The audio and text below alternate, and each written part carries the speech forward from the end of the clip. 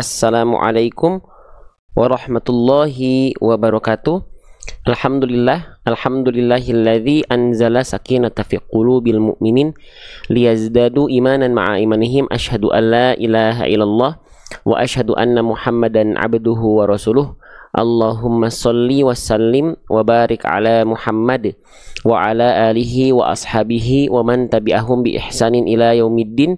Rabbi shrah li sadri wa yassir li amri wahlul 'uqdatan min lisani yafqahu qawli. Raditu billahi rabba wa bil islami dina wa bi Muhammadin nabiyya wa rasula. Rabbi zidna ilman warzuqna fahman bi rahmatika ya arhamar rahimin. Allahumma faqihna fid din wa 'allimna at-ta'wil. Baik, selamat siang teman-teman sahabat-sahabat bedah tajwid dimanapun teman-teman berada. Apa kabarnya? Alhamdulillah, pada kesempatan siang hari ini kita bisa berjumpa lagi dalam rangka untuk sama-sama menyempurnakan bacaan Al-Quran kita, sama-sama menyempurnakan ngaji kita agar bisa lebih sesuai dengan kaidah tajwid sebagaimana dahulu Rasulullah Muhammad Sallallahu Alaihi Wasallam melafalkan Al-Quran dari lisan beliau. Mohon izin di sini saya Givari Putra, izin untuk mendampingi dan membersamai dimanapun teman-teman sahabat-sahabat bedah tajwid berada. Saya juga izin untuk menjawab salam-salam terbaik dari teman-teman semua. Waalaikumsalam warahmatullahi wabarakatuh. Baik, gimana kabarnya siang hari ini teman-teman sahabat-sahabat bedah tajwid sekalian? Ya, semoga teman-teman tanpa terkecuali selalu dalam keadaan sehat walafiat, tidak kurang suatu hal apapun. Ya, mohon izin di sini saya Givari Putra, izin untuk mendampingi dan membersamai dimanapun teman-teman sahabat-sahabat bedah tajwid berada. Insya Allah kita akan seperti biasa bedah tajwid per huruf, per harokat, per hukum tajwid, step by step, pelan-pelan, ya, pelan-pelan, sedikit-sedikit, per huruf, per harokat, per hukum tajwid. Mari kita melanjutkan bahasan tadi pagi. Jadi spesial Ramadan, surah-surah yang kita bahas adalah surah-surah pendek, surah-surah favorit yang sering dipakai dalam sholat kita, ya, khususnya sholat tarawih nih ya. Baik, kalau begitu mari kita mulai saja teman-teman sekalian. Kita baca bareng-bareng. Sekarang kita masuk ke ayat 2 dari surah Al-Falaq. Jadi kita akan baca dulu bareng-bareng ayat keduanya. Kita mulai dari ta'awud, langsung masuk ke ayat 2-nya. Kita baca sebanyak 2 sampai 3 kali. Kita mulai dari ta'awud terlebih dahulu. A'udzu billahi minasy syaithanir rajim. Min syarri ma khalaq. Min syarri ma khalaq. Min syarri ma khalaq. Tanpa berlama-lama, mari kita mulai. Huruf yang pertama yang akan kita bahas teman-teman sekalian adalah huruf yang ini ya. Nih, yang saya tandai dengan warna hijau. Huruf pertama dari ayat kedua surah Al-Falaq kita mendapati huruf ini. Ini namanya huruf apa teman-teman sekalian? Ini namanya adalah huruf mim. Oke, kita tulis ya. Jadi ketika huruf ini belum punya harokat, namanya adalah huruf mim. Bagaimana cara melafalkan huruf mim? Huruf mim itu dilafalkan persis sebagaimana kita melafalkan huruf M pada abjad alfabet. Ya, dengan cara apa? Dengan cara menyentuhkan kedua bibir kita. Ma, mi, mu, am. Ya, bibir atas, bibir bawah, sentuhkan. Tapi jangan sampai terlampau dilipat. Terlalu dilipat. Contoh, ma, mi, mu. Tidak, biasa saja sentuhkan bibir atas dan bibir bawah, beres. Ma, mi, mu, am. Beres, insya Allah. Lanjutkan kembali teman-teman sahabat-sahabat sekalian. Sekarang huruf mim di sini dia berharokat baris bawah. Oke. Ketika kita mendapati ada huruf hijaiyah apapun yang dia berharokat baris bawah, maka huruf tersebut namanya harokat tersebut namanya adalah harokat kasroh. Oke, namanya adalah harokat kasroh. Nah, huruf hijaiyah apapun, ya, apapun hurufnya, ketika dia berharokat kasroh itu pasti harus dibaca dengan vokal i, teman-teman sekalian. Maka huruf mimnya di sini nggak kita baca ma, nggak kita baca mu, tapi dia dibaca mi. Nah, maka di sini mimnya nggak dibaca mim lagi, tapi dia dibaca menjadi mi, gitu ya. Oke, lalu kita fokus ke harokat kasrohnya. Teman-teman, biar sempurna vokal I-nya, harokat kasroh kita lafalkan dengan cara apa? Bukan hanya sekedar nyengir. Jadi, kalau teman-teman selama ini menganggap huruf berharokat kasroh itu harus nyengir, ya, maka itu suatu ketidaksempurnaan. Maksudnya nyengir itu seperti apa? Maksudnya nyengir itu begini. Mi. Nah, mulut kita bukan ditarik ke belakang, bukan nyengir seperti tadi. Mi, bukan. Tapi cara menyempurnakan harokat kasroh adalah dengan cara wadhun khifadin bin khifadin lil fammi yatimmu. Sering kita sebut dengan cara apa singkatannya? RRB ATL, ya, pelan-pelan, step by step. Harokat pun kita bahas sedikit-sedikit ya. Oke. RRB ATL. Apa itu RRB ATL? RRB itu artinya adalah rendahkan rahang bawah, lalu ATL adalah angkat tengah lidah. Jadi untuk sempurnakan vokal I pada harokat kasroh, itu yang pertama rendahkan rahang bawah. Kita mulai dari penjelasan rendahkan rahang bawah.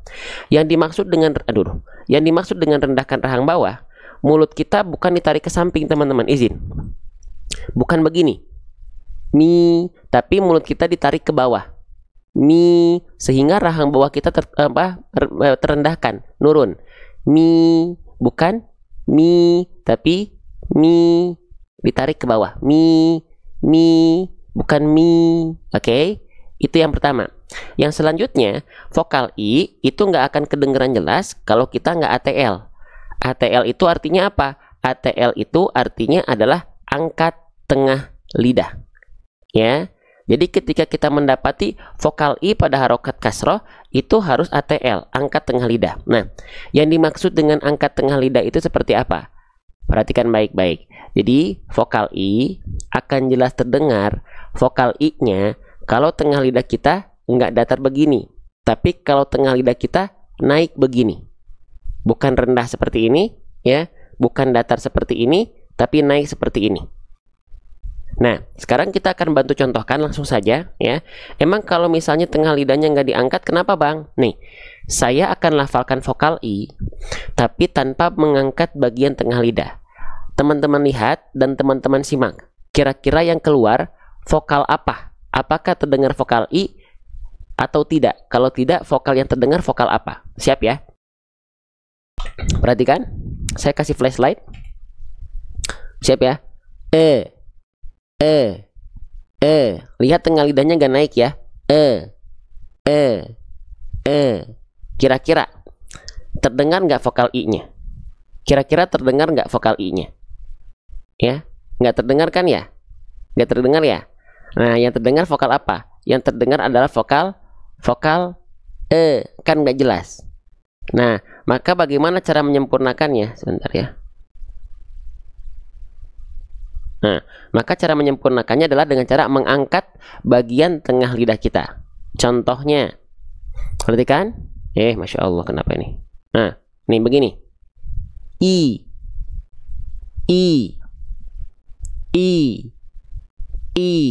Nah, kalau tengah lidah kita diangkat, insya Allah vokal I-nya akan terdengar jelas. Jadi, kenapa harokat kasroh ini seringkali kita ulang-ulang? Karena banyak di antara kita yang melafalkan vokal I ketika ngaji nggak jelas. Ya, contohnya Bismillahirrahmanirrahim. Nah, he bukan hiro, tapi hiro. Nah, kenapa bisa nggak jelas begitu?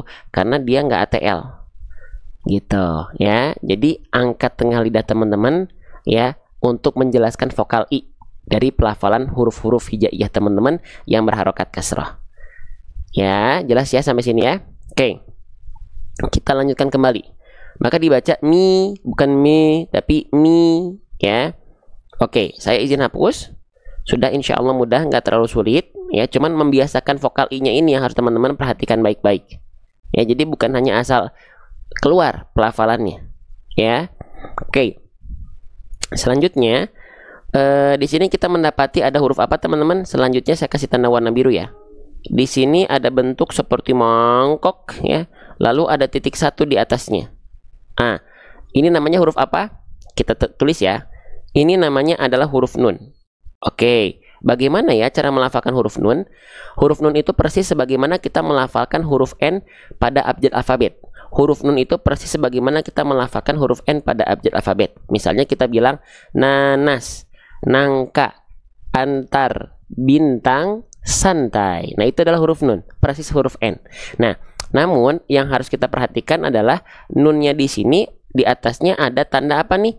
Ada tanda petik. Kalau di atas huruf hijaiyah terdapat tanda petik seperti ini, dalam istilah tajwidnya namanya adalah tanda sukun. Ya, dalam istilah tajwid namanya sukun. Tapi kalau di kita sering disebut dengan tanda mati. Boleh nggak? Ya boleh saja, silahkan. Nun mati boleh, atau nun sukun enggak. Boleh ya. Nah, tapi gimana cara melafalkan huruf yang bersukun? Nah, huruf yang bersukun itu dilafalkan tidak dengan bunyi hidup, yaitu vokal a, i, u. Berarti nunnya nggak dibaca mina, mini, minu. Tapi dibacanya gimana? Huruf bersukun itu dibaca dengan bunyi konsonan dari huruf tersebut. Maka bunyi konsonan dari huruf nun adalah en. Nah, maka mi-nya di sini ditambah en. Mi ditambah en. Nah, jadinya gimana? Min. Gitu ya, min. Nah, itu bahasan dasarnya dulu. Sampai sini bisa paham? Gak apa-apa, sedikit-sedikit bisa melafalkan mi ditambah en jadinya min. Gak apa-apa, sedikit-sedikit. Ya, bisa ya, diikuti ya. Lanjut lagi. Nah, kita masuk dulu ke huruf berikutnya. Sebelum kita bahas hukum tajwid, kita kenalan sama huruf berikutnya dulu. Oke, teman-teman, saya izin hapus dulu yang ini. Ya, sudah kita bahas huruf nunnya, jadi dibacanya min. Min, min. Sekarang perhatikan baik-baik. Nah, kita masuk ke sini. Ini huruf apa namanya, teman-teman? Ya, di sini namanya adalah huruf shin. Ketika dia belum punya harokat, namanya adalah huruf shin. Oke. Bagaimana cara melafalkan huruf shin ini? Kesalahan yang sering kali terjadi ketika kita melafalkan huruf shin ini adalah, saya sering bilangnya apa? Jangan sampai bibirnya centil ketika melafalkan huruf shin. Maksudnya bibir centil tuh gimana? Begini. Sha, sha, sha, sha. Nah, itu yang dimaksud dengan bibir centil. Sha, sha, sha. Kenapa nggak boleh begitu? Itu kurang sempurna. Kenapa? Karena huruf shin makhrajnya tidak bertumpu pada bibir centil atau pada asyafatain. Maka kita ingatkan teman-teman, setiap huruf hijaiyah dari alif sampai ke huruf ya itu punya yang namanya apa? Punya yang namanya makhraj. Makhraj itu artinya tempat keluar. Nah, di mana tempat keluar dari huruf shin ini ketika dilafalkan? Oke, kita cek pakai buku metode seru hijaiyah saya. Perhatikan baik-baik. Huruf shin, kita cari huruf shin ya. Bismillahirrahmanirrahim. Nah, ini huruf shin di sini nih. Perhatikan. Ini nih. Nah, setiap huruf hijaiyah itu punya yang namanya makhraj. Makhraj itu artinya tempat keluar. Di mana tempat keluar dari huruf shin? Istilah dalam tajwidnya adalah wastul lisan. Wastul lisan itu artinya adalah tengah lidah. Tengah lidahnya untuk huruf shin diapain, Bang? Tengah lidahnya diarahkan ke langit-langit, di atasnya persis dan tersebar udara dari mulut. Nah, jadi gimana ilustrasinya? Langsung lihat gambar pelan-pelan ya. Nah, jadi ya, tengah lidahnya itu diarahkan ke langit-langit, tapi nggak boleh sampai nempel. Kenapa? Karena celah di antara tengah lidah dengan langit-langit di atasnya itu untuk mengalirnya atau untuk menyebarnya udara. Nama sifatnya apa? Nih, huruf shin punya sifat namanya adalah tafashi. Tafashi itu menyebar udara dari mulut. Maka huruf shin nggak ada hubungnya sama bibir. Sehingga ketika dilafalkan huruf shin, perhatikan baik-baik di sini huruf shin, jangan sampai kita melafalkannya gini. Sha, shi, ya, sha, shi, shu, tidak, tapi cukup sha, shi, shu. Bibir kita nggak ngikut-ngikut ya. Sha, shi, shu. Paham? Jelas teman-teman sampai sini? Insya Allah ya. Maka ketika kita praktekkan, ini kita pakai bacaan dengan tanpa hukum tajwid dulu, karena belum kita bahas. Nanti setelah ini kita bahas. Maka di sini kita baca min, sha, min, sha, min, sha. Oke, buat yang pemula bisa ikut, buat yang pemula bisa diikuti ya. Min, sha, min, sha, min, sha. Oke, jangan sampai min, sha, min, sha, Min sya. Bisa ya? Oke. Selanjutnya, sekarang, aduh udah kesepian lagi, nggak apa-apa deh, kita bahas dulu teman-teman. Perhatikan, tadi huruf shinnya sudah kita bahas ya. Nah, saya izin hapus dulu. Oh maaf, ini belum kita bahas. Shinnya berharokat baris atas. Ketika kita mendapati ada huruf hijaiyah apapun, yang di atasnya ada baris atas seperti ini namanya harokat apa? Ini namanya adalah harokat fathah. Oke, kita bahas ya pelan-pelan. Dari harokat kita bahas pelan-pelan ya. Nah, kalau ada huruf hijaiyah apapun yang dia berharokat fathah baris atas, maka huruf tersebut harus dibaca pakai vokal A. Kalau baris bawah tadi kan dia harus dibaca pakai vokal I ya. Nah, kalau baris atas dia vokal A, vokalnya vokal A. Maka huruf shinnya di sini nggak lagi kita baca shin, tapi huruf shinnya di sini kita baca menjadi sya. Oke, biar bisa ngikutin teman-teman pelan-pelan ya. Oke, min sya, min sya, min sya. Jelas ya? Nah, kalau ada vokal A ketika fathah, buka mulutnya jangan sya, sya, tapi sya. Ada senyumnya sedikit ya. Kenapa? Karena kalau huruf berharokat fathah dalam baca Quran keluarnya vokal A, berarti si huruf itu termasuk ke dalam huruf yang tipis pelafalannya. Ya, nih saya tulis di sini. Nah, jadi untuk menipiskan huruf yang berharokat fathah keluar vokal A, kita sering sebut analoginya dengan BMSS. Jadi buka mulutnya sedikit senyum. Sya, sya, sya. Jadi bukan sya, tapi sya, tipiskan pelafalannya. Jelas ya? Oke. Nah, selanjutnya huruf nun sukunnya sudah kita bahas. Ya, dibaca min. Berjumpa dengan huruf shin, sebelum kita bahas hukum tajwid, dibacanya min sya. Min sya. Oke, itu dasarnya. Sekarang kita bahas hukum tajwid. Ya, yang nggak bersabar itu pasti bertanya-tanya. Ya, nah di sini belajarnya bersabar. Ya, kita bahas huruf dulu, dengan huruf baru pertemuan antaranya. Hukum tajwid. Oke, sip, lanjut. Nah, tadi secara dasar sudah kita bahas. Berarti dibacanya min sya, dasarnya min sya. Oke, selanjutnya, apakah huruf nun sukun di sini tetap dibaca dengan bunyi an yang jelas? Nah, itu pertanyaan berikutnya. Belajar bersabar, belajar bersabar, ya. Nah, apakah dibaca min sya? Jawabannya adalah tidak. Nah, lantas gimana bacanya? Oke, saya tulis dulu di sini ada sya, di sini ada min. Oke. Maka pertemuan antara nun sukun dengan shin itu ada hukum tajwid namanya adalah ikhfa. Ya, nama lengkapnya adalah ikhfa hakiki. Kita tulis ya. Nama lengkapnya adalah ikhfa hakiki. Oke, ikhfa hakiki. Apa itu ikhfa hakiki? Langsung aja ya teman-teman sekalian ya. Ikhfa hakiki itu dari segi keadaan seperti apa, baru ke cara baca. Perhatikan, kita masuk belajar pakai metode buku saya, metode seru hijaiyah. Perhatikan. Nah, ini di sini ya, saya izin hapusin dulu bahasannya karena sudah banyak coret-coretan ya. Oke, kita bahas bismillah. Kelihatan tulisannya? Nah, ini adalah ikhfa hakiki. Apa itu ikhfa hakiki? Ikhfa hakiki secara keadaan adalah pertemuan antara nun sukun atau tanwin an inun berjumpa dengan salah satu dari 15 huruf ini. Masya Allah ya. Oke, nun sukun atau tanwin berjumpa dengan salah satu dari 15 huruf ini. Sekarang kita cek. Kita cek dulu. Kita ingat-ingat ya keadaannya. Di sini ada nun sukun berjumpa dengan huruf shin. Kita cek dalam rumus ikhfa hakiki ada atau tidak. Cek pelan-pelan. Oke, kita cek dari kolom yang pertama. Ada nggak nun sukunnya di sini?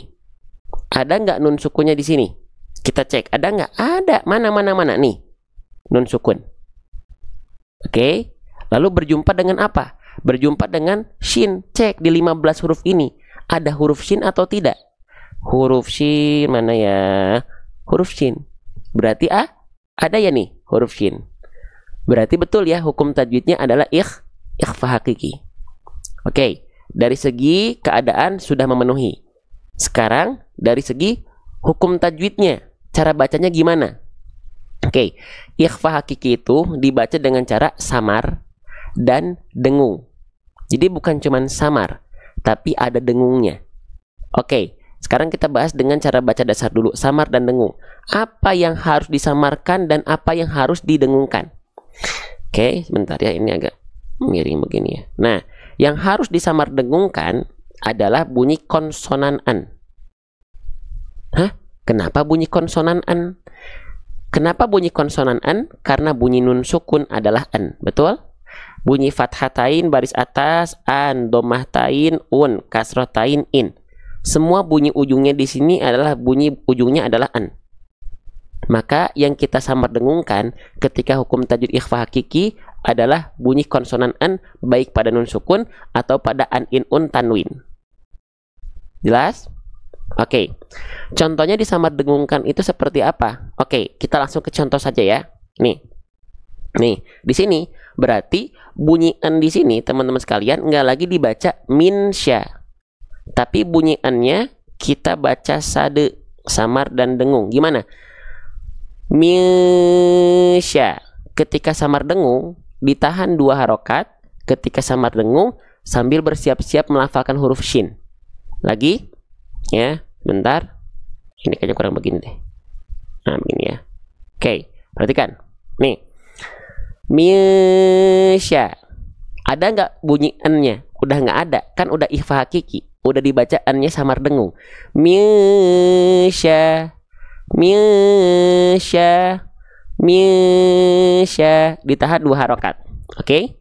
Nah, jadi nggak dibaca gini lagi. Perhatikan. Minsya. Minsya. Lihat lidahnya nggak jadi n lagi. Perhatikan.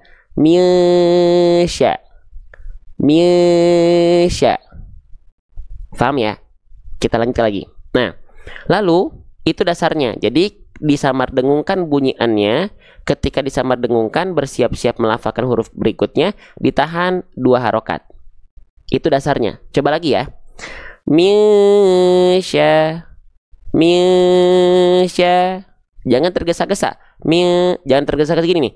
Misya. Itu belum ditahan 2 harokat. Tahan dulu 2 harokat. Baru masuk ke harokat shinnya. Paham ya? Jelas ya? Nah, gitu. Oke, sedikit-sedikit ya. Lanjut. Sekarang pertanyaan berikutnya, kita melangkah lebih jauh. Apakah teman-teman siapa yang masih menganggap semua ikhfa itu dibaca dengan bunyi samar dengung yang sama, yaitu seperti ang? Boleh komen di kolom komentar. Kalau iya boleh komen iya, kalau tidak boleh komen tidak. Silakan. Siapa yang masih menganggap hukum tajwid ikhfa itu semuanya dibaca sama rata, pukul rata ang? Coba. Ternyata tidak semua ikhfa itu dibaca, atau ikhfa hakiki itu dibaca sama dengan bunyi dengungan samar dengung ang. Hah? Lantas seperti apa? Ayo kita pelajari pelan-pelan. Oke, yuk. Nih, jadi saya tulis dulu di sini, tidak semua hukum tajwid ikhfa itu dilafalkan dengan bunyi dengungan yang sama, dipukul rata semuanya ang. Kita bahas.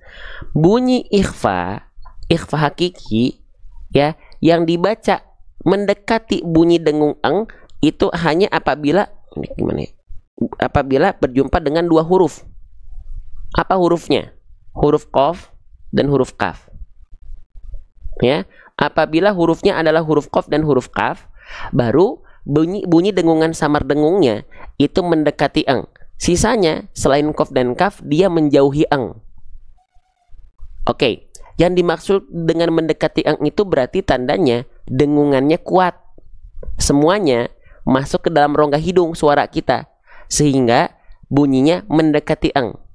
Contoh, misalnya di sini. Ini kita yang dengungan ang dulu ya. Nih, di sini ada nun sukun ketemu sama huruf kaf. Berarti di sini dengungannya dengungan yang kuat alias dengungan yang mendekati ang. Maka nggak boleh kurang sempurna kalau kita baca kadzaba. Udah bagus ikhfanya, tapi kurang sempurna ikhfa hakikinya. Kenapa? Karena dia belum kuat dengungannya, masih seharusnya In kadzdzaba. In kadzdzaba.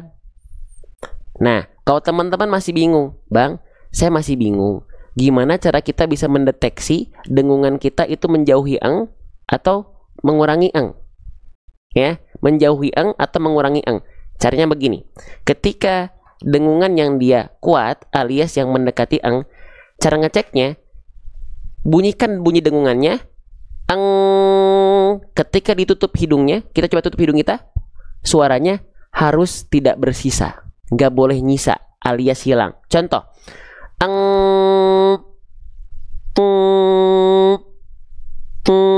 ketika ditutup, suaranya tidak bersisa. Itulah dengungan yang mendekati ang. Sebaliknya, dengungan yang tidak kuat, yang menjauhi ang, kita lihat teman-teman sekalian, dia ketika dilafalkan dan kita tutup hidung kita, suaranya hanya akan bersisa alias hanya berubah saja. Perhatikan.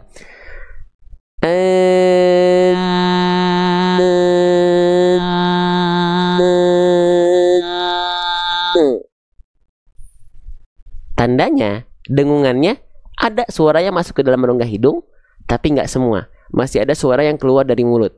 Sehingga ketika ditutup, suaranya tidak betul-betul hilang. Paham ya? Jelas sampai sini? Oke. Mau belajar pelan-pelan seperti ini? Mau? Sedikit-sedikit aja. Maka, ya, di sini kembali lagi kita baca bukan ilka. Kalau ilka itu masih bersisa. Harusnya kalau ketemu kaf, dengungannya kuat mendekati ang. Ilka. Paham ya?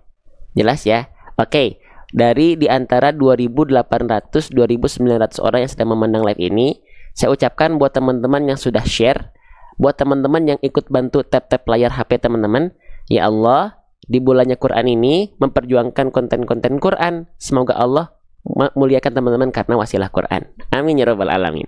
Lanjut. Nah, jadi ini dibaca baru ang. Nah, contoh, sekarang kita kasih pertanyaan, ya. Di sini teman-teman, perhatikan.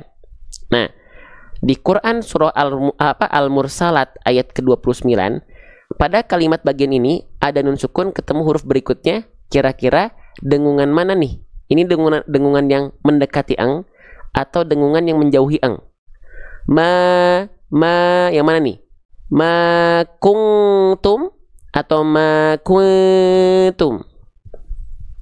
Yang menjauhi ang ya. Jadi bunyinya nggak boleh kuntum. Itu betul-betul ang.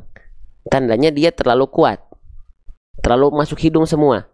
Harusnya ma kuntum. Ma kuntum. Oke? Yang kedua ya. Jadi jangan sampai tertukar. Tapi kalau ini salah, teman-teman nggak perlu stres.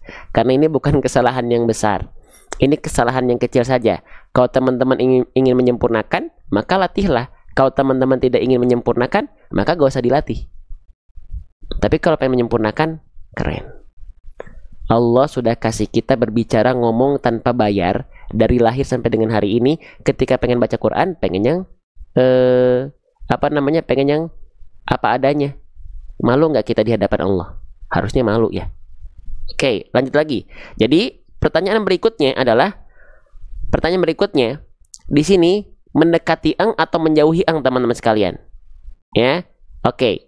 Kita mulai kuis ya. Udah lama kita nggak kuis. Jadi gini, sekarang kita akan coba mulai kuis untuk menilai pemahaman teman-teman apakah dominan sudah paham atau belum.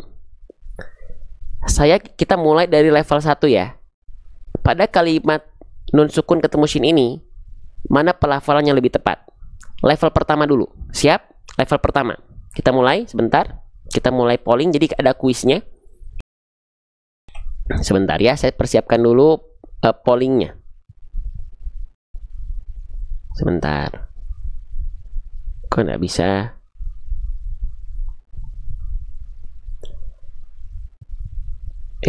Kemana ini ya? Oke. Saya akan kasih 2 jawaban. Ada opsi dua opsi jawaban. Ada jawaban yang berwarna merah, ada jawaban yang berwarna biru. Oke, ada jawaban berwarna merah, ada jawaban yang berwarna biru. Yang warna merah bacaannya seperti ini. Perhatikan baik-baik. Misya, misya, misya. Jawaban berwarna biru. Minsya, minsya, minsya. Ini level 1. Cara pollingnya gimana? Bukan komen merah biru di kolom komentar, tapi nanti di atas kolom komentar ada gambar muka orang yang pertama yang tertawa untuk mewakili jawaban berwarna merah. Kalau pengen jawab yang warna biru, gambar muka orang menangis. Siap ya? Dimulai dari sekarang. Mana yang betul? Yang merah atau yang biru? Nih, silahkan di sini nih ya. Diklik. Yang warna merah. Misya, misya. Yang warna biru. Minsya, minsya. Ingat, ini sudah kita kasih clue hukum tajwidnya ikhfa hakiki. Nun sukunnya dibaca gimana nih? Bacaan konsonan an-nya dibaca gimana? Ketemunya ketemu huruf shin. Ya, yang warna merah minsya, yang warna biru minsya. Ini level pertama dulu. Semoga dominan tepat ya. Oke, Masya Allah. Ya, hati-hati, konsentrasi ya. 15 detik lagi, sekali lagi. Nun sukun ketemu huruf shin, yang warna merah minsya, yang warna biru minsya. 5, 4, 3, 2, 1. Oke, habis. Yang betul adalah jawaban yang berwarna merah. Dominan insya Allah sudah tepat. Kenapa yang biru salah? Karena yang biru bunyi n-nya alias bunyi nun sukunnya masih terlalu dibaca jelas. Minsya, minsya, enggak. Yang warna merah yang tepat. Misya. Oke ya? Masya Allah. Lanjut lagi teman-teman sekalian. Oke, itu level pertama. Sekarang kita beranjak ke level yang berikutnya. Mana jawaban yang lebih tepat? Ada 2 level lagi ya. Siap ya? Masih mau ini apa namanya? Untuk kuis masih ada yang siap nih? Ya, kita uji ya. Bukan untuk ngetes tapi ngecek apakah kita sudah paham atau belum ya. Oke. Jawaban yang berwarna merah. Misya, misya, misya. Jawaban yang berwarna biru. Misya, misya. Yang merah. Misya, misya. Yang biru. Misya. Oke, sama ya. Kuisnya dimulai dari sekarang. Silakan isi polling di atas kolom komentar di sini. Silakan. Mana yang lebih tepat? Yang warna merah atau yang warna biru? Ya, ikhfa nih. Ikhfanya yang mana yang tepat? Yang warna merah? Misya. Atau yang warna biru? Misya. Dua-duanya udah disamarkan loh. Lalu apa perbedaannya ya? Nah, coba di komen di kolom komentar. Biar kita semuanya aktif. Hitung-hitung murojaah teman-teman sekalian ya. Oke, sip. Ayo 30 detik lagi. Di sini diisi nih pollingnya. Kalau pengen yang warna merah, gambar muka tertawa. Yang pengen jawab warna biru, gambar muka menangis. Ya, sekali lagi ya. Yang warna merah, misya. Yang warna biru, misya. 10 detik lagi. Masya Allah ya. Oke, nah ini terpecah belah nih. Yang tepat adalah jawaban yang berwarna biru, teman-teman sekalian. Kenapa banyak yang jawab merah ini? Kenapa yang merah salah? Yang merah kurang sempurna karena terlalu tergesa-gesa. Samar dengungnya nggak ditahan dulu. Tenang ya, jangan tergesa-gesa teman-teman sekalian ya. Misya, misya. Itu jawaban yang berwarna biru. Misya. Jadi sudah saya ingatkan tadi di awal, kalau kita mendapati ada hukum tajwid ikhfa hakiki, pastikan dia dibaca samar dengungnya 2 harokat, tahan dulu ya. Oke, contohnya begini. Izin. Misya, Misya. Jadi nggak tergesa-gesa. Kalau yang tadi yang jawaban berwarna merah, misya, baru satu harokat, belum ditahan. Ya, itu level kedua. Sudah mulai banyak yang salah nih, hati-hati. Level 1 yang salah sedikit. Level 2 namanya naik level ya. Makin banyak yang kelirunya nggak apa-apa. Ya. Yang ketiga, level terakhir. Mana bacaan ikhfa yang lebih tepat? Yang merah atau yang biru? Jawaban berwarna merah. Siap? Misya. Misya. Yang warna biru, mingsya. Mingsya. Mingsya. Yang merah atau yang biru? Ya, yang pengen jawab merah, gambar muka orang tertawa. Yang pengen jawab yang warna biru, gambar orang muka menangis. Di atas kolom komentar kami sediakan dimulai dari sekarang. Jawab sekarang juga. Ayo, ayo, ayo, ayo, ayo. Yang mana? Ya, yang warna merah atau yang biru? Ya, yang warna merah, misya. Misya. Yang warna biru, mingsya. Coba. Masya Allah, Masya Allah. Kira-kira yang mana ya? Kan dua-duanya udah samar dengung. Dua-duanya udah sama-sama ditahan 2 harokat. Lah, terus apa bedanya? Yang merah, misya. Misya. Yang biru, mingsya. Mingsya. 15 detik lagi. Ingat. Lihat ini hurufnya huruf apa ya? Nun sukunnya ketemu sama huruf apa ini? Lalu teman-teman deteksi, apakah dia mendekati eng atau menjauhi eng? 3, 2, 1, habis. Jawaban yang tepat di sini adalah yang warna merah. Teman-teman dominan, alhamdulillah tepat. Seru ya? Bisa dipahami? Bisa diikuti? Nah, kenapa yang biru salah? Ini ya, nun sukun ketemu huruf shin, dengungannya mendekati eng atau menjauhi eng. Huruf nun sukun yang berjumpa dengan shin, ikhfanya dia menjauhi eng. Sedangkan contoh yang warna biru yang tadi kita lafalkan itu adalah yang mendekati eng. Ming terlalu kuat. Buktinya mana? Kita tutup hidung kita. Ming sya. Ming sya. Seharusnya misya. Suaranya ketika ditutup tidak hilang tapi nyisa saja. Paham ya? Nah, jadi ikhfa juga kalau pengen sempurna bukan hanya asal lewat. Tapi ini bukan kesalahan besar. Tapi kalau disempurnakan lebih utama. Ya. Lanjut ya. Sip, sudah. Dah, kuisnya udahan dulu ya. Kuis terus nanti lupa lanjut belajarnya. Lanjut. Huruf nun sudah kita bahas, huruf shin sudah kita bahas. Ya, lanjutkan kembali. Oke. Min syarri. Nah, selanjutnya di sini kita mendapati huruf apa? Sebelum kita lanjutkan. 2.700 orang memandang live ini. Ya, kita doakan semua yang lagi belajar dalam room live ini, salah satunya di antara room live ngaji yang lain yang Masya Allah, kita doakan semoga Allah mudahkan dalam belajarnya. Tapi Allah, buat yang udah ikut share dan tap-tap layar, bergerak lebih, berikhtiar lebih, berikanlah kebaikan yang lebih.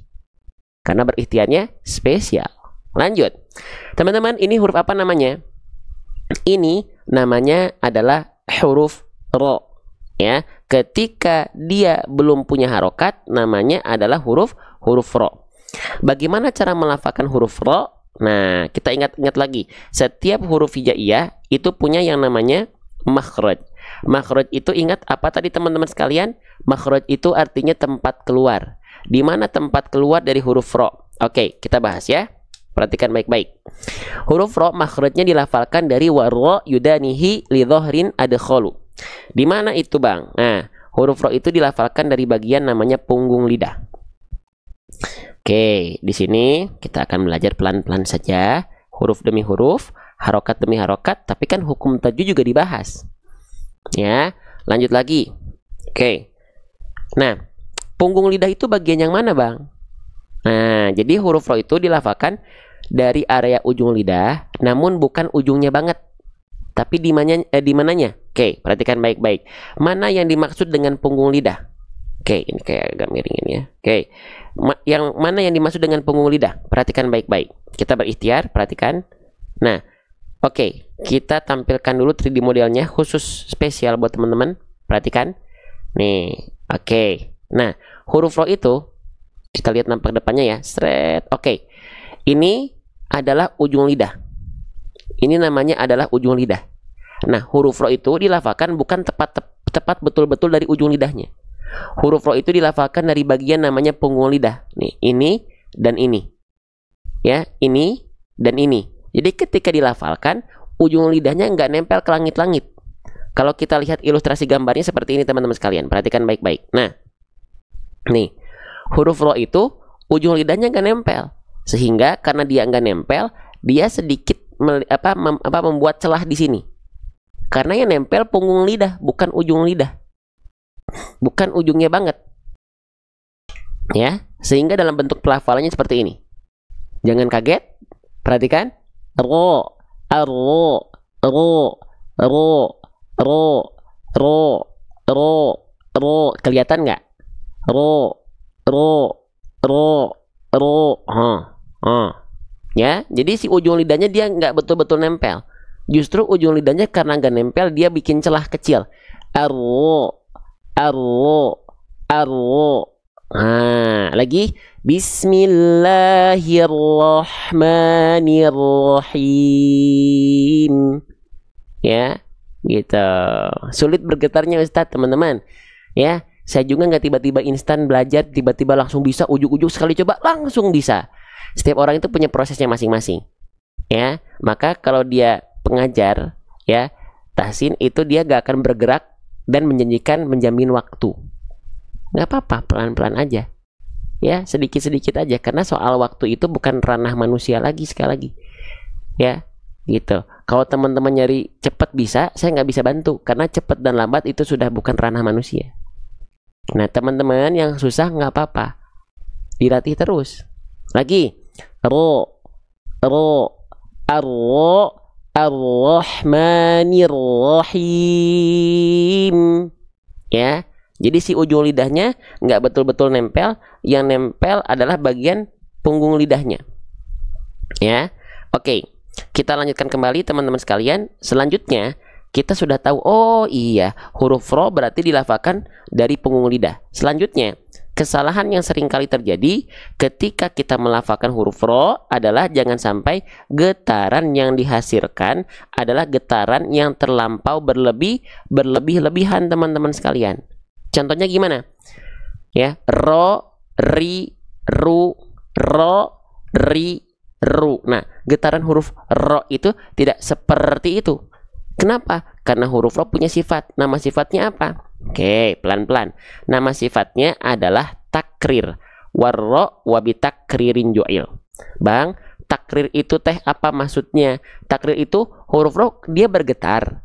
Tapi bukan getarannya begini. Rrrr, bukan. Dia bergetar, tapi cukup sedikit saja getarannya. Tapi walaupun sedikit, jangan sampai teman-teman menggetarkannya terlampau jadi hilang. Ro, ri, ru, nggak gitu juga kali teman-teman sekalian. Tetap getarannya ada. Ro, ri, ru, sedikit tapi tetap tegas, lugas dan jelas. Ro, ri, ru. Oke? Jelas ya? Jangan terlalu bergetar, getaran huruf ro-nya. Lanjut lagi. Nah, ya, jadi dia punya sifat warro wabitakririn ju'il. Selanjutnya, huruf ro di sini kita bahas dulu harokatnya dulu ya.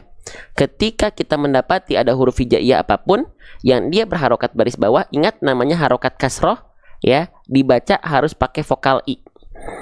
Maka huruf ro di sini nggak lagi kita baca ro ataupun ru, tapi huruf ro-nya kita baca pakai vokal i. Kenapa? Ngikutin si harokat yang ada di huruf ro-nya. Oke, sip. Lanjut. Jangan lupa ya, jelaskan vokal i-nya. Jangan cuman syarri, ri, jangan ri, tapi ri. Gimana cara menyempurnakan vokal i harokat kasroh? Wadun khifadin bin khifadin lil fami yatibu. Aduh bang, apa itu bang? RRBATL. Dengan cara rendahkan rahang bawah dan angkat bagian tengah lidah teman-teman. Saya izin zoom. Jangan kaget. Perhatikan. Ri. Syarri.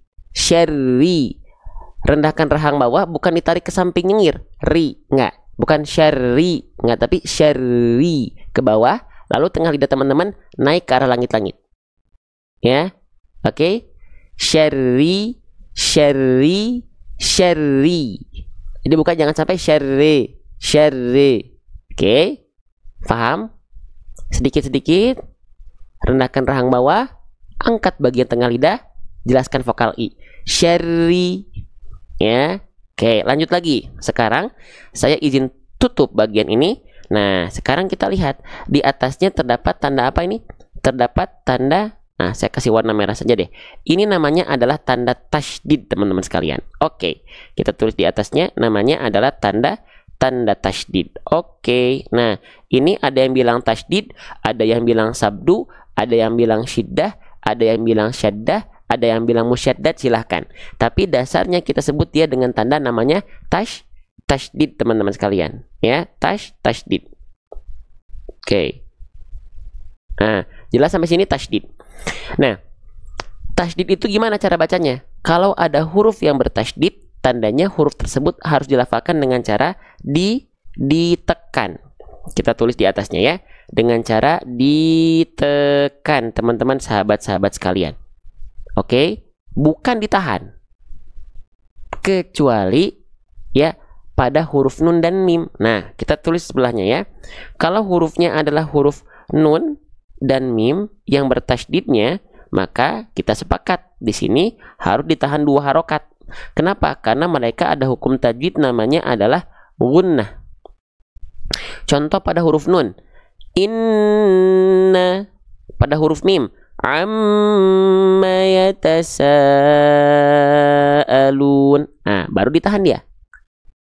Selain 2 huruf ini, contohnya pada huruf ro nggak perlu dibaca gini, misyarri, nggak perlu. Cukup ditekan saja pada bagian huruf ro-nya. Misyarri, syarri, bukan syarri, nggak, syarri. Paham? Ditekan.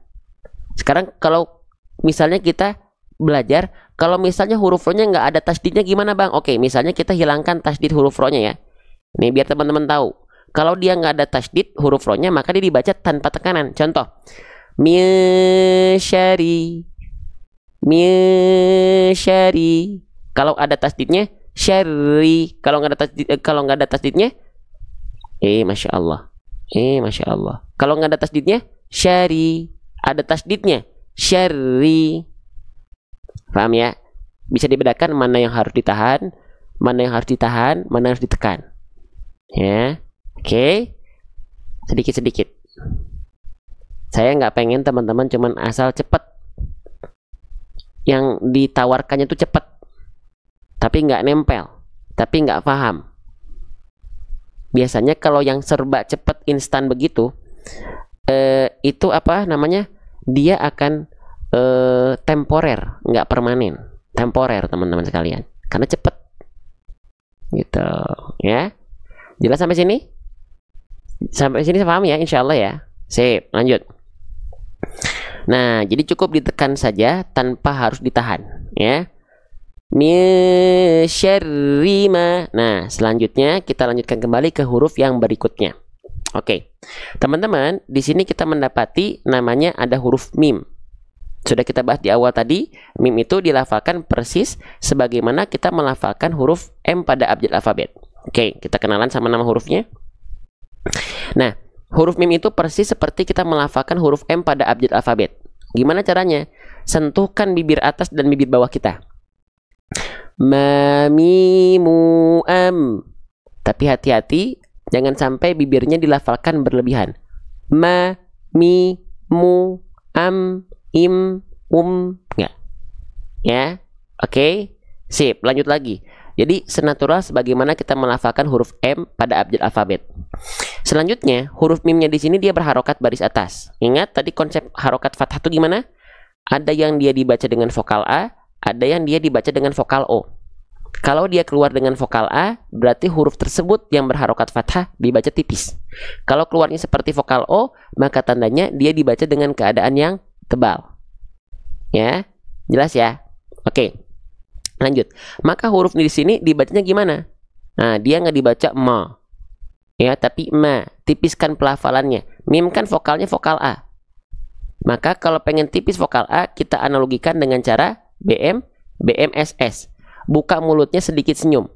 Jadi bukan ma, syarri ma, ya, tapi syarri ma. Tapi hati-hati, jangan terlalu senyum.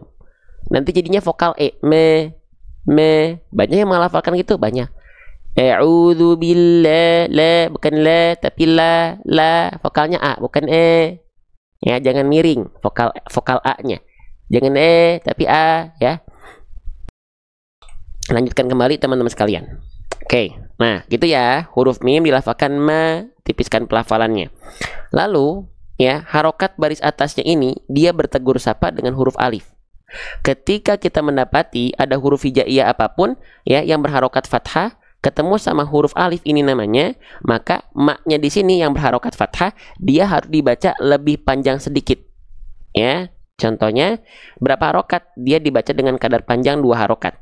Nama hukum tajwidnya adalah mad tabi'i. Teman-teman boleh sebut mad tabi'i, teman-teman boleh sebut namanya mad asli. Kalau saya sering sebutnya mad tabi'i. Kalau saya, teman-teman sekalian ya, nggak tahu teman-teman sering sebutnya apa. Oke, sebentar ya. Oke, kita lanjutkan kembali. Nah, maka 2 harokat itu segimana? Sebelum ke sana, ini sebagai bentuk wanti-wanti.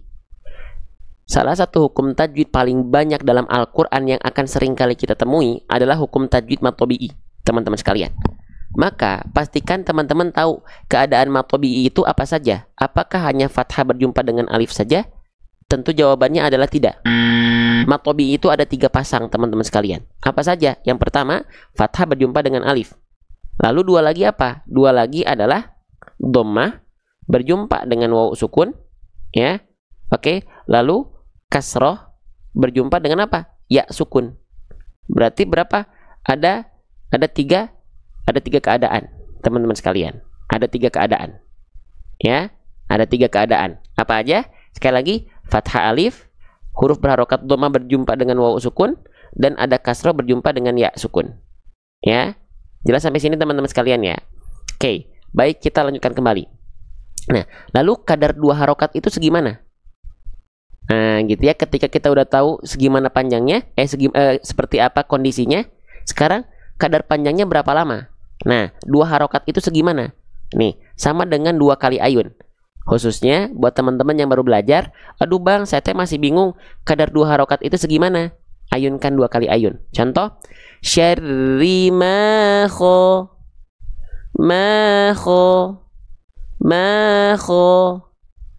ya, diayunkan 2 kali ayun. Oke. Bentar ya. Ini ada apa nih tiba-tiba ngechat. Ya, bentar ya. Oke. Kita lanjutkan kembali, ya. Ayunkan 2 kali ayun. Lagi perhatikan. Syarri ma kho. Nah, itu insya Allah kalau diayunkan seperti itu, khususnya buat teman-teman yang baru belajar, ya. Nah, itu pasti pas 2 harokatnya. Nggak akan tiba-tiba jadi kepanjangan, ya, nggak akan tiba-tiba jadi kependekan, gitu nggak. Pas 2 harokat, ya. Nanti kalau sudah terbiasa, mad tabi'i itu teman-teman mau diayunkan mangga, nggak diayunkan pun nggak apa-apa. Contoh, bacaan mad tabi'i yang tidak diayunkan dengan nada seperti apa? Min syarri ma kho. Kalau diayunkan ma kho. Nah, gitu. Mau pakai nada ngayun boleh, nggak pun nggak apa-apa. Tapi yang ini yang paling penting, teman-teman ngeh 2 harokat itu segimana. Ya. Oke, sip. Kita lanjutkan kembali ya. Nah, selanjutnya di sini kita mendapati ada huruf, ya, namanya huruf kho. Nah, mana nih. Sudah jam berapa sekarang? Oke, masih jam segini ya. Kita lanjutkan kembali. Ini namanya huruf kho, teman-teman sekalian. Ya, huruf kho itu dilafalkan seperti apa? Nah, huruf kho itu dilafalkan persis sebagaimana kita melafalkan huruf ghain. Ya, saya tulis dulu nih. Huruf kho itu dilafalkan persis sama kayak huruf ghain. Ya, sama banget. Ya, yang ini nama yang bawah namanya huruf kho. Ketika dia belum berharokat memang namanya sudah disebut dengan kho. Nah, bagaimana cara melafalkan huruf kho sama seperti huruf ghain? Ya, seperti apa dia dilafalkan? Oke, kita lanjutkan kembali. Nih, gini teman-teman, kita belajar pakai metode buku seru hijaiyah kami. Ya, huruf kho itu ada di bagian awal. Mana ya? Mana ya? Sebentar ya. Nah, ini huruf kho nih. Perhatikan baik-baik. Kita ingatkan lagi. Setiap huruf hijaiyah itu punya yang namanya makhraj. Makhraj itu artinya adalah tempat keluar. Di mana tempat keluar dari huruf kho itu dilafalkan dari yang namanya adnal halqi. Adnal halqi artinya tenggorokan paling atas, tenggorokan paling luar. Diapain tengah tenggorokannya? Tengah tenggorokan paling atas, dia dilafalkan dari sana dengan mengalirkan nafas seolah seperti mengorok atau mendengkur. Nggak betul-betul ngorok, tapi katanya di sini adalah seperti. Jadi ada kresek-kreseknya. Tapi ada yang mengatakan nggak boleh ada ngoroknya. Ada yang berpendapat seperti itu. Kalau teman-teman mau mengikuti itu pun boleh. Tapi saya justru dikoreksi, harus ada ngoroknya. Kho. Ngoroknya nggak berlebihan tapi ya. Kho. Adapun yang melafalkan seperti ini. Kho. Dia nggak ada kresek-kreseknya. Gitu ya. Oke. Nah, jadi seperti apa? Seperti ini. Nah, huruf kho dilafalkan di sini. Dan huruf ghain pun dilafalkan sama di sini. Sama dua-duanya. Yang membedakan apa? Kalau huruf kho, nih perhatikan ya. Kalau huruf kho itu, kita akan highlight dua sifat ini ya. Hams dan rokhawah. Hams itu artinya mengalir nafas. Tadi huruf kho itu dilafalkan dengan mengalir nafas. Dan karakter nafasnya seperti mendengkur. Ya, oke. Kho. Lalu dia mengalir suaranya. Sifatnya namanya rokhawah. Kho. Bedanya sama huruf ghain apa? Kalau huruf ghain dia jahar, tertahan nafas dan mengalir suara. Kalau huruf ghain begini. Gho. Kalau huruf kho dia ada nafasnya keluar. Kho. Kalau huruf ghain ngalir suara saja. Ya. Oke. Nah, kalau ini kita coba praktekkan ya. Makho. Vokalnya o kan ya, ketika fathah di sini berarti dia huruf tebal, huruf tipis. Nggak dibaca makha, tapi makho. Nah, berarti dia termasuk ke dalam huruf yang tebal. Sebentar ya. Ya. Oke. Huruf tebal ya. Oke, kita bahas dia gini. Teman-teman, sudah ya paham ya? Jadi huruf kho itu dilafalkan dari tenggorokan paling luar di sini nih. Nah, di sini nih. Perbatasan sama pangkal lidah di sini. Kho. Nah, dirasakan dari sana. Kho. Sama huruf ghain juga sama. Gho. Sama dari sana. Sekarang kita lihat harokatnya. Harokatnya di sini dia berharokat baris atas. Nah, ketika kita mendapati ada huruf hijaiyah apapun yang dia berharokat baris atas, kan harusnya keluar dengan vokal A ya. Harusnya kan keluar dengan vokal A. Tapi huruf kho itu ketika berharokat fathah dia akan terdengar seperti vokal O. Karena dia termasuk ke dalam huruf yang tebal. Masya Allah. Ya, kepencet. Sebentar ya, kepencet. Malah ke close. Astagfirullah. Masya Allah. Sebentar ya. Ke close. Ininya. Mana ya? Sebentar. Aduh, di mana lagi nih? Ke close. Qurannya di mana nih? Masya Allah. Sebentar ya. Ke close nih 30. Oke, lanjutkan lagi, mohon maaf ya. Nah, jadi ulang lagi. Ketika huruf hijaiyah dia berharokat fathah, harusnya kan keluar dengan vokal A. Tapi kenapa untuk huruf kho dia terdengar seperti vokal O? Karena dia termasuk ke dalam huruf yang karakternya tebal. Kalau vokal A itu berarti dia hurufnya karakter pelafalannya tipis. Ya. Nah, berarti kalau yang dibaca dengan vokal A itu huruf-huruf tipis. A, ba, ta, sa, ja, h. ha, da, za gitu ya. Tapi kalau hurufnya dibaca seperti vokal O kedengarannya, maka dia huruf tebal. So, bo, po, wo, ho, dan yang lainnya. Oke, siap, lanjut. Nah, sekarang pertanyaannya adalah, kenapa huruf tebal itu ketika dia berharokat fathah nggak keluar vokal A? Kenapa harus berubah jadi vokal O? Kenapa huruf tebal dan huruf tipis nggak disamain aja dua-duanya vokal A? Oke, gini, huruf tebal itu kenapa dia bisa terdengar seperti vokal O? Karena huruf tebal punya sifat yang namanya isti'la. Masya Allah. Huruf tebal itu punya sifat yang namanya isti'la. Nah, sifat isti'la ini selalu ada mendampingi huruf tebal. Apa itu isti'la? Isti'la itu sering kita sebut dengan PLN. PLN di sini bukan perusahaan listrik negara, tapi pangkal lidah naik. Perhatikan baik-baik. Jadi gini, huruf tebal, kenapa dia terdengar tebal? Karena dia punya sifat yang namanya isti'la. Isti'la itu artinya pangkal lidah kita naik. Kalau kita ibaratkan ini adalah ujung lidah, ini adalah bagian tengah lidah, nah ini bagian pangkal lidah. Lidah terdalam kita. Huruf-huruf tebal itu pangkal lidahnya naik begini, mengarah ke langit-langit. Sehingga bunyi vokal A yang mau keluar dari huruf berharokat fathah pada huruf tebal itu kehalangin jalurnya sama pangkal lidah.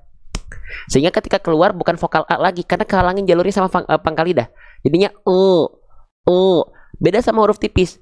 Dia pangkal lidahnya turun. Sehingga ketika vokal A mau keluar nggak kehalangin jalurnya. Sehingga tetap keluar vokal A-nya. A, ba, ta, sa, ja, ha, da, za. Beda sama huruf tebal. So, bo, po, wo gitu. Oke? Jelas ya? Paham ya? Oke, lanjutkan lagi teman-teman sekalian. Nah, maka bunyi tebal pada huruf tebal yang keluar seperti vokal O ini, hati-hati, ini wanti-wanti saya. Jangan sampai dilafalkan dengan cara MM. MM itu apa? Jangan sampai maju mulutnya. Jangan sampai muncung mulutnya. Contohnya begini. Maho, tapi maho, ya, maho, mulutnya nggak pakai monyong. Ingat, tebalnya huruf kho itu karena dia PLN, pangkal lidah naik, bukan karena MM, maju mulutnya. Paham ya? Oke, nih, saya izin zoom. Lihat, mulut saya monyong nggak ketika melafalkan huruf kho? Maho, bukan maho, tapi maho. Oke, paham ya sampai sini ya? Nah, gitu. Jadi tebalnya itu dari pangkal lidah naik. Lanjutkan lagi. Oke, kita lanjutkan sedikit-sedikit. Nanggung ya, sedikit lagi ya. Oke. Nah, selanjutnya di sini kita mendapati ada yang namanya huruf lam. Ketika dia belum punya harokat, huruf ini namanya huruf lam. Jangan sampai teman-teman bilang huruf la. Oke, kita tulis ya. Namanya adalah huruf lam. Kita tulis di bawahnya. Oke, bagaimana cara melafalkan huruf lam? Huruf lam ini dilafalkan apakah sama persis bagaimana kita melafalkan huruf L pada abjad alfabet? Jawabannya adalah belum tentu sama. Jadi belum tentu beda, tapi belum tentu sama. Maka patokan huruf lam jangan berpatokan sama L keseharian kita. Karena kalau L alfabet bacanya ya bebas, yang penting bunyinya L, la, gitu kan? Nah, tapi belum tentu sama dengan lam. Maka sesuaikan huruf hijaiyah dengan makhrajnya, bukan dengan huruf alfabet dulu. Walaupun ada huruf-huruf hijaiyah yang sama dengan abjad alfabet, persis ada. Oke, kita untuk huruf lam, kita cari tahu di mana makhraj, ya, alias tempat keluar dari huruf lam. Oke, sip. Kita perhatikan baik-baik sebentar teman-teman. Nah, konsentrasi, ya, konsentrasi. Oke, saya izin hapus dulu. Kok izin hapus? Lanjut dulu maksudnya. Nih, kita perlihatkan huruf lam. Pakai metode seru hijaiyah dulu deh. Perhatikan baik-baik. Huruf lam ya. Agak zoom dulu. Oke. Huruf lam. Kita cek dulu huruf lam. Nah, perhatikan baik-baik teman-teman. Nih, ya, kita ingatkan lagi, setiap huruf hijaiyah itu punya yang namanya makhraj. Makhraj itu artinya adalah tempat keluar. Di mana tempat keluar dari huruf lam dilafalkan dari yang namanya hafatul lisan. Hafatul lisan tuh tepatnya pada bagian adena hafatul lisan. Artinya apa? Tepi lidah bagian depan menyusur sampai dengan ke ujung lidahnya. Nah, kalau nggak kebayang jangan dibayangkan. Langsung kita perlihatkan ke teman-teman semua. Kita coba bantu sesuai dengan kapasitas kita. Perhatikan. Nih. Ya, kita tunjukkan 3D modelnya. Perhatikan baik-baik. Nah, ya. Nih, huruf lam itu dilafalkan, perhatikan baik-baik, dari tepi lidah. Tepi lidah itu bisa kita sebut dengan samping lidah atau sisi lidah. Di mana Bang nih? Dari samping lidah, tapi bukan samping lidah dari belakang ke depan ya, bukan dari sini sampai ke sini, bukan. Tapi huruf lam itu dari sisi lidah bagian depan kanan. Oke, menyusur sampai ke ujung lidahnya dari sini. Ya, dari sini nih, menyusur sampai ke ujung lidahnya. Begitupun bagian sisi yang kiri. Sisi lidah depan kiri menyusur sampai ke ujung lidahnya. Nah, sehingga pelafalan huruf lam itu dari sini nih. Walamu adna halimun tahaha. Dari samping lidah depan kanan dan samping lidah depan kiri, kedua sisi lidah depan tersebut menyusur sampai ke ujung lidah, disentuhkan ke arah mana? Disentuhkan ke langit-langit, ya, ke langit-langit depan di sini nih. Kelihatan nggak? Nah, ke sini. Nah, di sini nih. Nah, di sini. Sehingga jangan sampai melafalkan huruf lam yang nempel cuman ujung lidahnya doang. Contohnya begini. Al. Nah, yang kita khawatirkan ada di antara teman-teman yang melafalkan huruf L alfabet cuman nempelin ujung lidah doang. Allah, maka berbeda lam dengan L alfabetnya. Sedangkan huruf lam la, bukan la, bukan, tapi la. Faham? Kalau masih belum terbayang, saya izin bantu lagi. Nanti di buku kita, teman-teman sekalian, ya, kita ada yang namanya fitur video animasi makhraj. Di mana nih? Tinggal di scan barcode. Keluarlah nanti huruf lam. Seperti apa huruf lam dilafalkan? Yuk kita cek. Nih, huruf lam. Bismillah ya. Kita mah berikhtiar aja, hasil mah gimana Allah. Saya berikhtiar bikin buku ini ya dengan segala kekurangan saya. Perhatikan. Nah, nih. Kita izin zoom dulu. Perhatikan baik-baik seperti apa huruf lam dilafalkan ya. Bismillahirrahmanirrahim. Siap? La, li, lu. Lagi? Ulang lagi? Kelihatan nggak yang nempel bagian mana tuh? Kelihatan nggak ada perubahan di bagian sini? Maaf. Ulang. Kelihatan nggak? Tepi lidah depan kiri menyusur sampai ke ujung lidah. Tepi lidah depan bagian sana, bagian kanan menyusur sampai ke ujung lidah. Ya, oke, paham ya? Sehingga ketika dilafalkan, pelafalannya bukan ujung lidah doang. Coba lagi ya, perhatikan baik-baik. La, li, lu, al, il, ul, alla, illi, ulu. Seperti itu huruf lam dilafalkan. Jelas? Ya, seperti itu teman-teman. Jadi insya Allah belajar baca Quran itu pelan-pelan. Mudah, pasti mudah. Cuman banyak orang nggak sabar. Bilang susah karena apa? Karena dia beranggapan mudah itu harus cepat. Mudah itu sebagaimana kita mau berikhtiar, bersabar. Insya Allah mudah. Tenang, pelan-pelan, jangan buru-buru, ya, gitu. Oke? Lanjut. Maka di sini dibaca bukan khola, tapi khola. Jelas ya? Paham ya? Oke, kita lanjutkan kembali teman-teman sahabat-sahabat sekalian. Lamnya di sini dia berharokat baris atas. Ya. Ketika kita mendapati ada huruf hijaiyah apapun yang dia berharokat baris atas, maka dasarnya dia dibaca dengan vokal A. Dan huruf lam tetap dibaca dengan vokal A. Berarti tandanya huruf lam adalah huruf yang tipis karena vokal yang keluar vokal A. Kalau fathah itu keluarnya vokal seperti O, maka dia huruf tebal. Ya, oke, kita lanjutkan kembali. Maka kalau mendapati vokal A pada harokat fathah, apapun hurufnya selagi vokal A, jangan lupa tipiskan pelafalannya dengan cara BMSS. Buka mulut, sedikit senyum. Ya, saya izin tulis BMSS. Ya, oke, BMSS. Buka mulut, sedikit senyum. Contohnya bukan gini ya, bukan la. Ma khola, jangan sama kayak huruf kho mulutnya. Ma khola. Tapi ma khola, ada senyumnya sedikit kan ketika tipis. Huruf kho cuman buka mulut doang. Kalau huruf tipis ada senyumnya sedikit. Ya. Min syarri ma khala. Paham ya? Sip, kita lanjutkan kembali teman-teman sekalian. Oke. Selanjutnya di sini ya, kita mendapati ada huruf apa nih? Langit-langitnya yang bergaris Ustadz atau di bawahnya. Maksudnya yang mana nih? Oke, saya izin lanjut dulu ya. Mohon maaf nih. Bismillah. Ini namanya huruf apa teman-teman? Nah, saya tandai dengan warna hijau ya. Bulat berwarna hijau. Yang saya tandai dengan bulat berwarna hijau. Ini namanya adalah huruf apa? Ini namanya adalah huruf qaf. Ketika dia belum berharokat, namanya adalah huruf qaf. Bagaimana cara melafalkan huruf qaf ini? Oke, kita bahas pelan-pelan. Ya, huruf qaf ini dilafalkan dari wal qafu aqsal lisani fauqu tsummal kafu asfalu. Aduh bang, itu apaan bang? Yuk kita cek dari buku metode seru hijaiyah. Huruf qaf ya. Nah, perhatikan. Huruf qaf. Oke, perhatikan baik-baik. Huruf qaf, qaf, qaf, qaf, qaf, qaf. Ya. Nah, huruf qaf. Mana nih huruf qaf? Nah, di bawah ya. Mana huruf qaf teman-teman sekalian?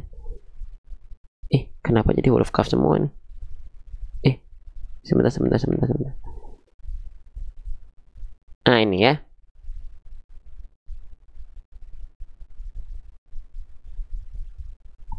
Sebentar ya, saya bingung nih. Oh, ini.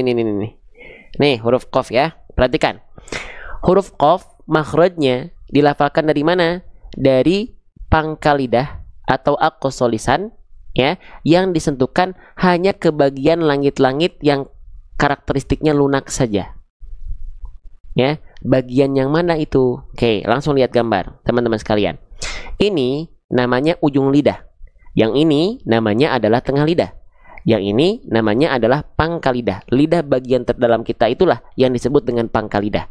Nah, untuk huruf qaf ini, dia disentuhkan, lihat titik berwarna putih di sini.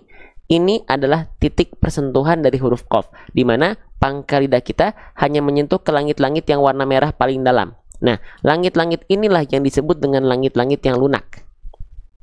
Ya, kalau yang depannya ini namanya langit-langit yang keras. Huruf qaf gak nempel ke sini, nempelnya ke yang paling dalam, sehingga mengakibatkan huruf qaf punya sifat apa? Nama sifatnya adalah jahr. Jahr itu apa? Jahr itu artinya adalah tertahan nafas. Ko, qi, ku, bako. Nggak keluar percikan nafasnya, nggak boleh ko, nggak boleh gitu ya. Jangan sampai dibaca ada percikan-percikan nafasnya. Ko, ki, ku, tidak, tapi ko, qi, ku, bako. Bukan ko, ki, ku. Nggak boleh ada. Karena huruf qaf sifatnya jahr, tertahan nafas. Nah, masih banyak di antara kita yang melafalkan huruf qaf itu keluar percikan nafasnya. Ki, apalagi ketika qafnya dalam kondisi kasroh atau dhammah. Ki, ku. Nah, kalau keluar percikan nafas, yang teman-teman lafalkan itu adalah huruf nih,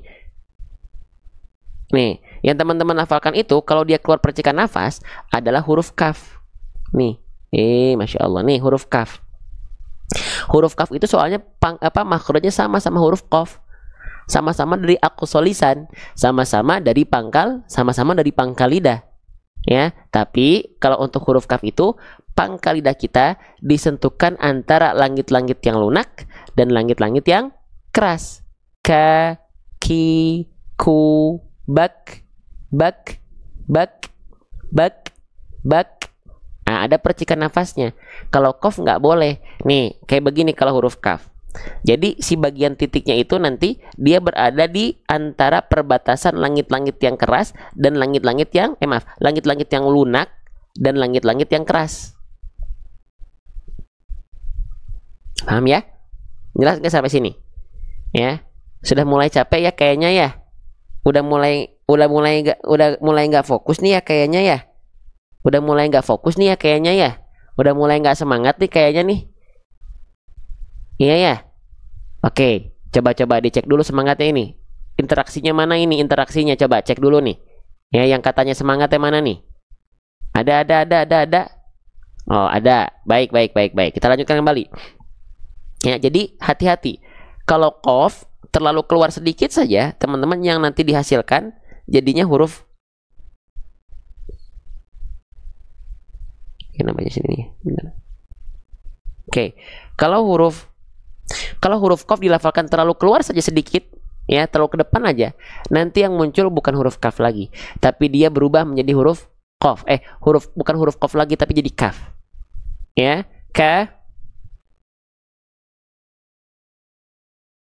ya, berubah jadi huruf kaf nanti. Ya, udah capek ini mah kayaknya Udah capek kayaknya ini mah Oke, sedikit lagi nih padahal nih. Sok dijaga semangatnya. Ya, yang asar silakan ya sholat ya. Ya, sok dijaga keaktifannya. Ya, keaktifan teman-teman tuh berpengaruh, teman-teman sekalian. Keaktifan teman-teman tuh berpengaruh. Teman-teman diam sedikit aja, nah itu berpengaruh. Ya. Oke, lanjut. Nah, selanjutnya, huruf qaf di sini ketika kita lafalkan dia berharokat baris atas. Ketika kita mendapati huruf qaf berharokat baris atas, dia dibaca tebal. Makanya bacanya ma khalaqo, ma khalaqo, ma khalaqo. Nah, tapi teman-teman sekalian, teman-teman tahu nggak ketika kita berhenti, apakah huruf qafnya di sini tetap dibaca dengan harokat fathahnya? Ya, apakah tetap dibaca ma khalaqo, ma khalaqo? Apakah tetap dibaca dengan vokal o seperti itu?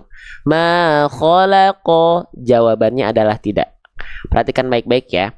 Ketika kita mendapati ada huruf hijaiyah apapun yang dia berharokat fathah, lalu kita berhenti pada huruf ini karena kebetulan ini berada di akhir ayat, ya, maka dia nggak dibaca dengan fathah lagi. Sebelum kita lanjutkan, Bang, bukankah di sini ada tanda lam alif kecil? Bukankah kalau ada tanda lam alif kecil itu kita dilarang berhenti? Namanya adalah waqaf mamnu'. Oke, kita tulis ya. Namanya adalah waqaf mamnu'. Oke. Nah, apakah di sini kita boleh berhenti? Kan nggak boleh. Ada lam alif. Nah, karena lam alifnya itu, teman-teman sekalian, ya, oke, karena lam alif itu kalau di akhir ayat, walaupun dia dilarang berhenti, artinya maka kita boleh berhenti di sini. Karena di akhir ayat. Kalau misalnya mendapati ada lam alif di pertengahan ayat, baru kita dilarang berhenti. Tapi kalau dilarang berhenti ini ada di akhir ayat, kita boleh berhenti karena di akhir ayat. Paham nggak sampai sini? Ya, oke, sip. Kita lanjutkan kembali. Nah, maka kita berhenti saja. Walaupun ada tanda lam alif, teman-teman boleh berhenti di sini. Kembali lagi, ketika kita mendapati ada huruf hijaiyah apapun, tanpa terkecuali, ketika dia berharokat fathah, maka pastikan teman-teman sekalian, ya, kita berhenti di sini bukan dengan keadaan fathah. Dia nggak dibaca fathah lagi. Dia nggak dibaca dengan harokat fathah lagi, teman-teman sekalian. Izin? Ya, dia nggak dibaca dengan fathah lagi. Ya. Oke, nah, jelas ya. Lantas huruf qafnya jadi apa dibacanya? Huruf qafnya dibaca jadi dalam keadaan sukun. Sukun ini dalam bahasa kita sering disebut dengan tanda mati. Maka qafnya dimatikan, ya, qafnya disukunkan. Oke, maka ketika huruf qaf dalam kondisi sukun, dia dibaca keadaan dasarnya itu dibaca gini, kholak, gitu ya. Nggak ada lagi vokal o-nya, nggak ada lagi harokat fathahnya, nggak gini, nggak kholako, nggak, tapi kholak, gitu ya. Ini belum kita bahas sifat, kita bahas cara keadaan dasar dulu. Kholak, karena bunyi sukun itu adalah bunyi konsonan dari huruf tersebut, maka bunyi konsonan dari huruf qaf adalah ek, ek, ek, makanya ma kholak, gitu ya. Tapi pertanyaan berikutnya adalah, apakah huruf qaf di sini ketika sukun kita baca seperti ini? Ma kholak, ma kholak, ma kholak. Apakah dibaca seperti itu? Jawabannya adalah tidak. Kenapa? Karena huruf qaf ketika sukun punya sifat. Sifat huruf qaf ini ada sifat huruf qaf yang dia hanya muncul ketika qaf dalam kondisi sukun. Kalau huruf qafnya berharokat, dia nggak muncul. Tapi ketika sukun dia muncul. Nama sifatnya apa? Nama sifatnya adalah qalqalah. Oke, pelan-pelan. Nama sifatnya adalah qalqalah. Ya, Qalqalah itu apa Bang artinya? Qalqalah itu artinya memantul.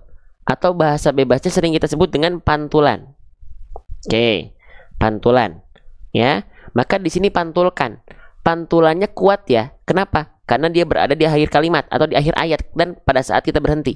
Maka pantulannya disebut dengan qalqalah kubro. Nanti ada pantulan yang dia pantulan ringan. Ya, oke. Namanya qalqalah sughra. Kalau apa? Kalau berada di tengah kalimat dan bukan pada saat waqaf. Contohnya lam yalid wa lam yulad. Pantulan yang awal pada kalimat lam yalid itu pantulannya qalqalah sughra. Pantulannya lebih ringan. Lam yalid wa lam yulad.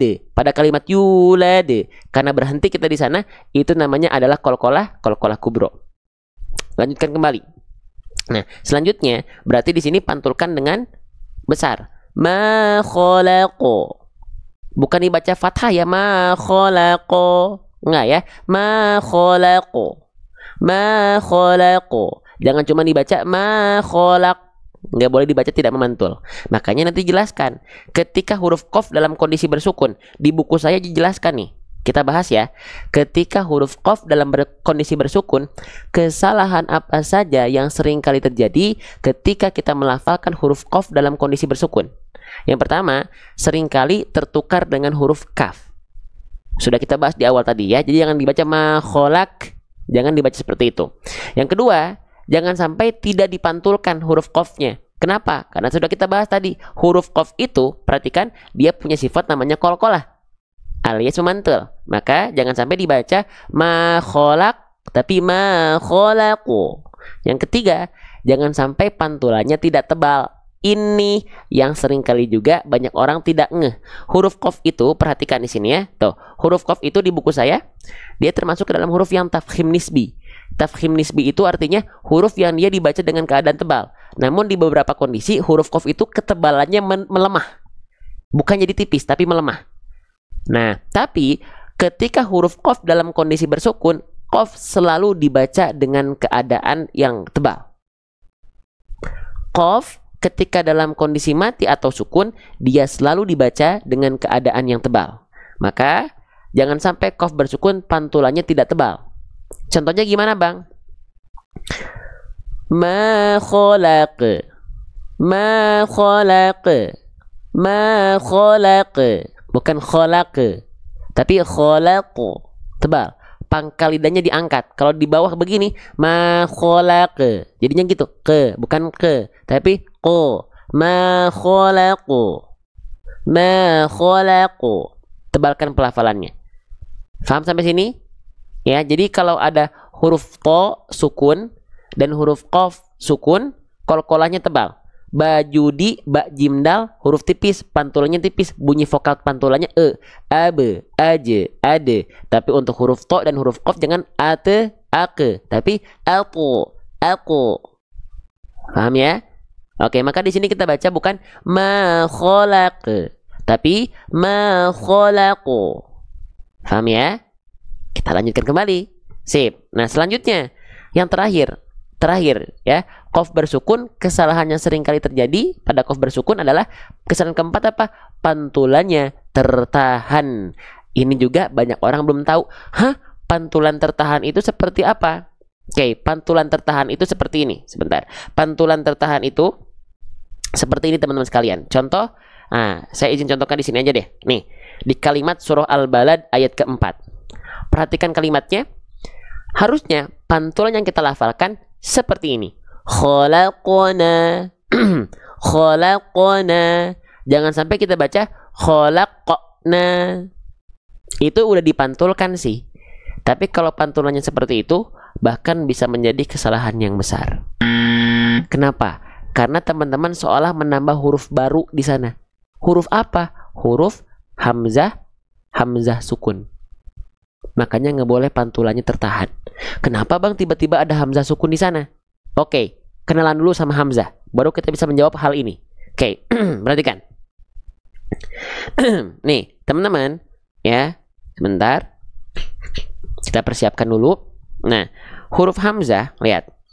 Dia punya berbagai macam sifat huruf hamzah nih. Bentar ya. Nah, huruf hamzah itu punya sifat. salah satu sifat yang dimiliki oleh huruf hamzah adalah namanya syiddah. Syiddah itu artinya adalah tertahan suara. Ya, tertahan suara. Nah, sifat syiddah atau tertahan suara pada hamzah ini akan sangat terasa ketika hamzahnya dalam kondisi bersukun. Makanya huruf-huruf yang berjumpa dengan hamzah sukun itu akan merasakan sifat syiddah dari hamzahnya alias terhenti. Contohnya begini. Kita ambil di surah Al-Fil ayat kelima. Kita baca dari awal ayatnya. Faja'alahum ka'asfim ma'kul. Kenapa maknya terhenti terhentak? Karena maknya di sini ketemu sama huruf hamzah dalam kondisi bersukun. Maka jangan dibaca ma'kul. Maaf, jangan dibaca ma'kul, tapi kita baca ma'kul. Kenapa maknya terhenti? Karena dia berjumpa dengan sifat syiddah pada hamzah sukun setelahnya. Faham sampai sini? Contoh yang bawahnya satu lagi, Quran surah Al-Fajr, atau yang bawahnya lagi nih, Quran surah An-Nazi'at ayat ke-39. Kita baca nggak dibaca al-mawa, tapi kita baca al-mawa. Maknya terhenti, maknya terhentak karena berjumpa dengan hamzah sukun. Punya sifat syiddah dia di sana. Oke? Jelas sampai sini? Nah, tapi jangan sampai hamzah sukun ini nongol, muncul di kondisi qaf dalam kondisi bersukun. Mana ya? Nah, ini ya, contohnya di sini tadi ya. Nih. Jangan sampai dibaca gini, khalaqna. Enggak, tapi biarkan pantulannya lepas saja. Khalaqna.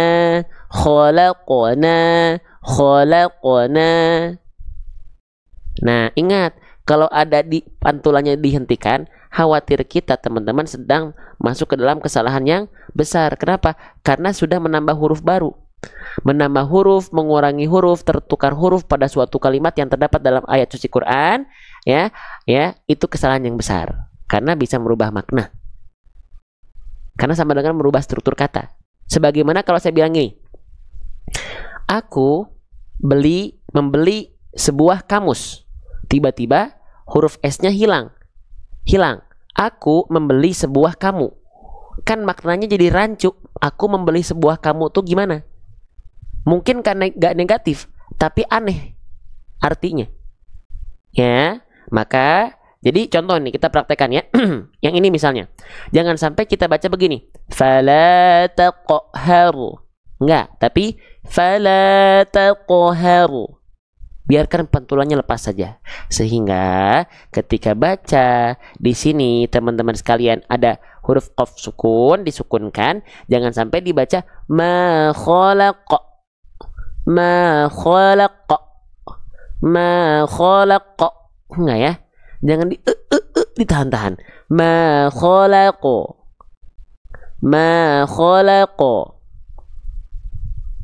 Qafnya punya sifat syiddah ya, tapi sifat syiddah pada huruf qaf itu bukan khalaqo, itu mah nambah hamzah sukun. Yang dimaksud dengan sifat syiddah pada hamzah pada sukun itu, pada qaf sukun itu, ketika makhraj qafnya nempel dia akan terhenti. Perhatikan, ma khalaq itu yang disebut dengan syiddah. Tapi karena qaf ada pantulan, jadinya setelah syiddah dipantulkan suaranya. Bukan pantulannya yang disiddahkan. Paham nggak? Huruf qaf memang punya ini. Perhatikan, huruf qaf memang punya sifat syiddah. Betul banget. Nih, perhatikan baik-baik. Huruf qaf memang punya sifat syiddah nih. Huruf qaf punya sifat syiddah. Tapi sifat syiddah pada huruf qaf itu bukan pada pantulannya, tapi pada makhraj huruf qafnya. Ma khalaq syiddah. Ya, ma khalaq syiddah. Tapi karena ada pantulan dipantulkan qaf itu. Ma khalaqo. Paham? Nah, ini banyak yang salah kaprah. Ya, jadi sifat syiddah, sifat tertahan suara pada huruf qaf itu pada pantulannya bukan, tapi pada saat makhrajnya bertemu. Ma khalaq itu syiddah, betul. Itu syiddah itu tadi apa? Syiddah itu tertahannya suara ketika makhrajnya bertemu. Ketika tempat keluar dari huruf tersebut ketemu itu akan tertahan suaranya. Ma khalaq. Tapi karena qaf ada sifat qalqalah jadinya ma khalaqo. Gitu. Paham ya? Paham sampai sini teman-teman? Oke, ya. Ribet nggak belajarnya? Kalau teman-teman pengen asal cepat, pasti teman-teman bilang ini ribet. Kalau teman-teman yang dikejarnya tujuannya adalah hanya asal cepat, pasti bilangnya ribet. Tapi kalau teman-teman menikmati, ya tahu baca Quran itu bukan hanya asal cepat, tapi tepat, itu nggak jadi masalah. Waktu bukan menjadi tujuan utamanya. Paham ya? Jelas ya? Oke, sip. Kita lanjutkan kembali teman-teman sahabat-sahabat Quran sekalian. Ya, ma khalaqu, ringan saja. Ma khalaqu, ma khalaqu. Oke. Nah, sip. Paham sampai sini teman-teman sekalian? Yang mau masuk grup abis ini ya, yang pengen dapetin live kita, informasi kapan buku saya yang tadi launching yang ada ilustrasi makhrajnya, ya, semuanya ada di grup. Grup kita free, tapi buat yang nungguin sampai akhir. Ya, tapi sebelum ke sana, teman-teman, di sini ada yang sebelum lanjut ya, kita sebelum baca bareng-bareng, ada yang punya anak cucu yang masih kecil, orang tua, ada orang tua di sini yang anaknya masih kecil-kecil, TK, SD masih ada, atau bahkan SMP, atau mungkin teman-teman yang punya cucu masih atau ponakan yang masih kecil-kecil ada. Oke, ya. Nih, nanti belajar ya sama anak cucunya ya. Dari apa? Dari buku ini ya. Dari buku ini ya. Ini baru launching nih, bukunya teman saya.